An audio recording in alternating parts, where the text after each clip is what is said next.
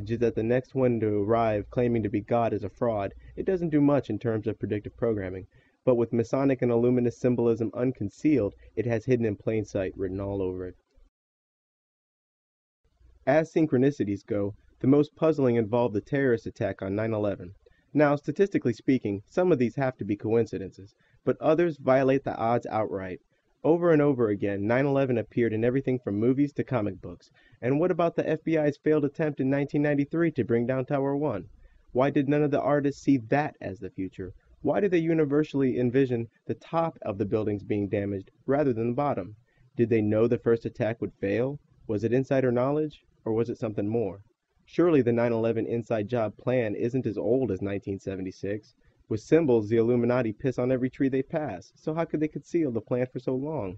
And if they did conceal the plan for so long, why did they even bother bombing Tower 1 in 93 if they knew it would fail and the tower's eventual destruction involved damage to the top?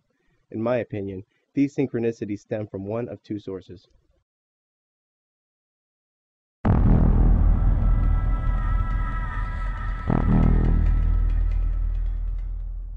Hello, ladies and gentlemen. I'm so glad that you could join us today for this Wednesday, July 25th, 2001 broadcast. And I'm going to put the call out that you call the White House and tell them, look, we've seen the news stories that you've wanted to blow things up, that you have blown things up, and that you're saying that 4 million of us are going to die and we need martial law and the Associated Press at one of your little drills you had.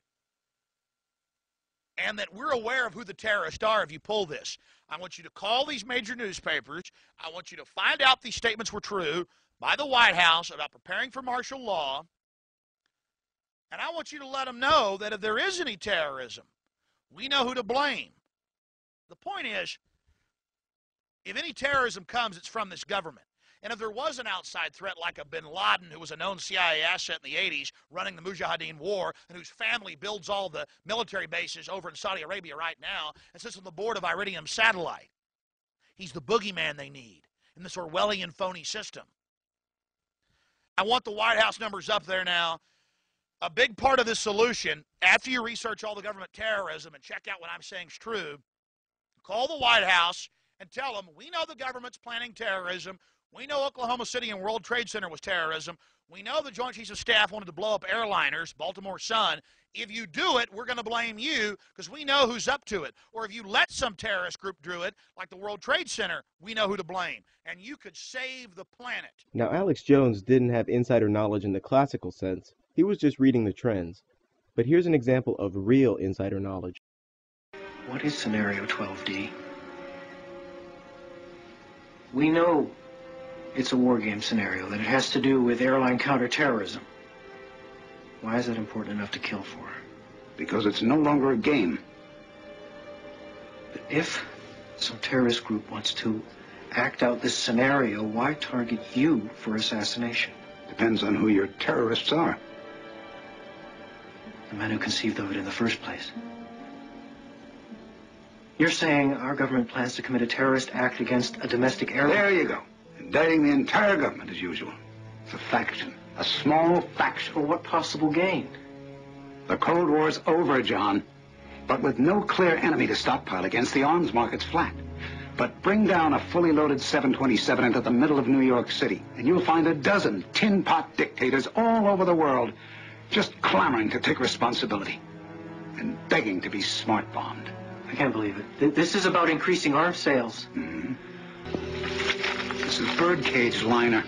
Wild-eyed crap right up there with Elvis as an alien and two-headed babies. You obviously read it. Don't be so damn naive. You're absolutely sure that this is the targeted flight? This flight was chosen primarily for its visibility. It's scheduled to pass over Manhattan on its way to Boston. You said they intend to bring us down in the middle of New York City? Byers, your flight's going to make an unscheduled stop in exactly 22 minutes. The corner of Liberty and Washington, Lower Manhattan. The World Trade Center. I'm going to crash the plane into the World Trade Center. I'll tell the flight crew.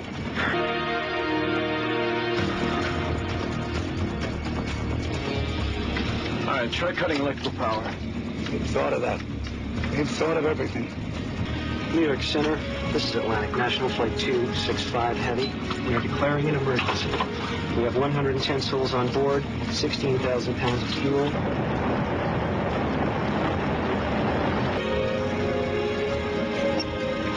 We've got manual override.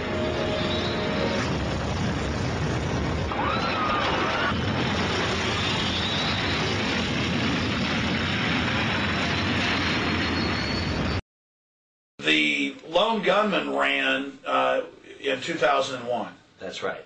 2000. It was a mid-season replacement, so we.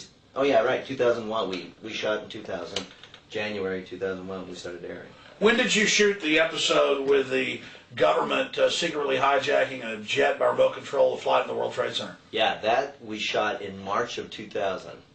On the morning of September 11th, 2001, you see a plot from the TV show you were in, to some extent, coming true. Tell us in a nutshell what happened in that episode.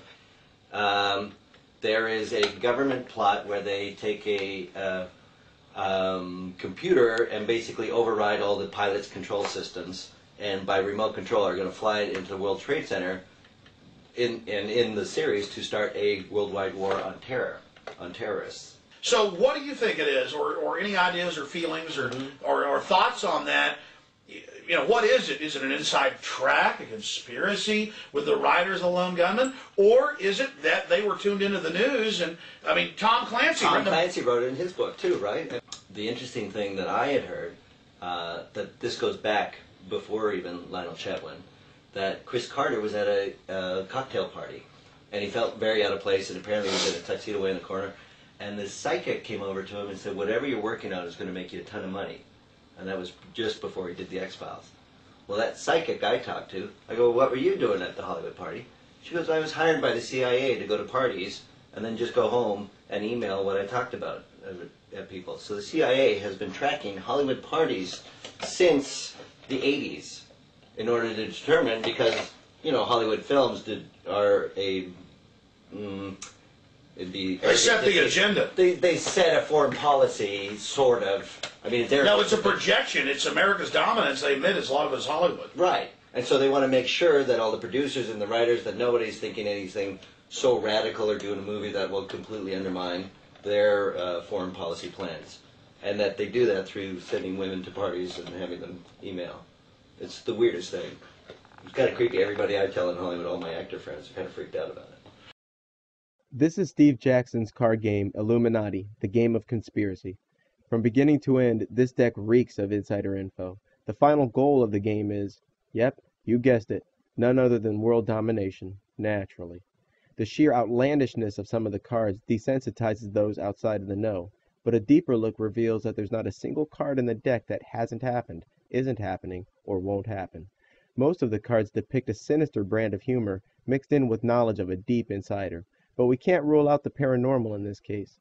Steve Jackson, the game's creator, dabbles in magic. Steve Jackson, founder of Steve Jackson Games, owned a spin-off company called Illuminati Online, which eventually became a website hosting company whose servers were based in Austin, Texas. In 1990, the Secret Service raided Illuminati Online and ran off with their servers. After losing the case in federal court, the Secret Service was forced to return the servers and pay Illuminati Online $50,000.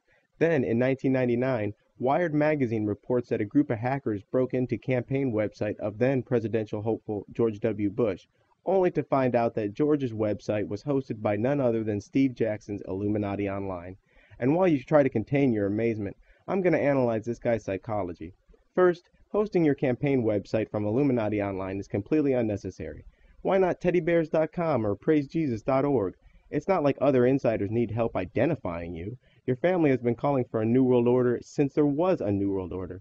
Just another example of them giving clues they needn't give. So, if not by insider info, then what's the other angle?